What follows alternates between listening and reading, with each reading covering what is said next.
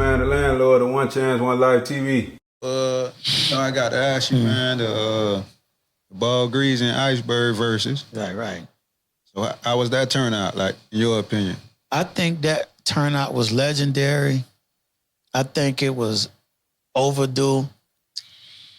I heard so many hits, man, and the way that they set up the show, it was great. I think it's something Miami will never forget that night. And I believe they both walked off winners.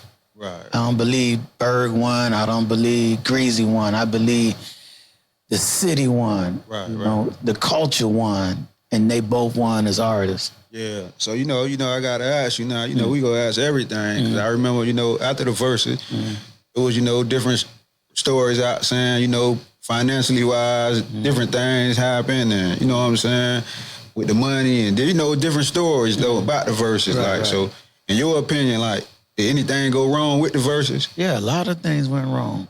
Number one, what went wrong is Iceberg never got on the business calls.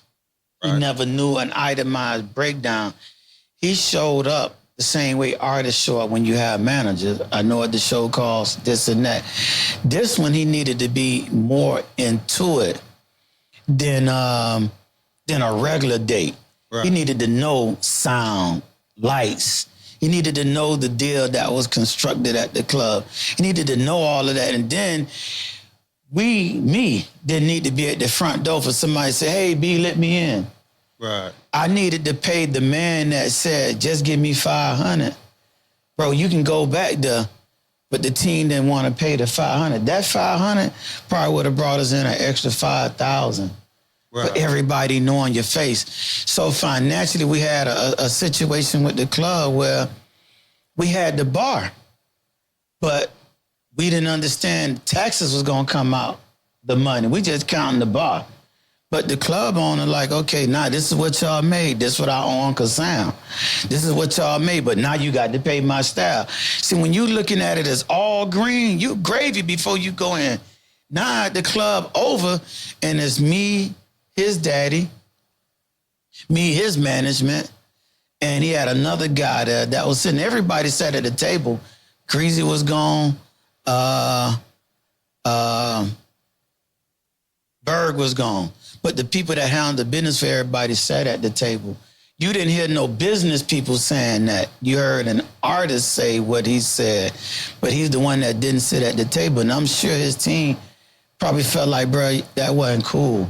You know what I'm saying? We sat at the table. That's just like you saying, if you sitting at the table of the business and your artist say that, it's like your artist basically saying, you let me try you because you sat at the table. Like, how can you come out with these numbers if you sat at the same table with me? And the money came there in front of everybody. Breaking bread was broke in front of everybody. So a lot of things happened that night, and I call it a lot of what they call air coming out of the balloon. Right. I'm not a promoter. I put together the event, but I should have had Chad that actually ran that place before. I should have had Rick there, somebody that could have said, B, you stand back. We're going to take all the air out your bag. So legendary night, money was made. It just wasn't the money that we wanted to make or the money that we seen that we could have made. Right.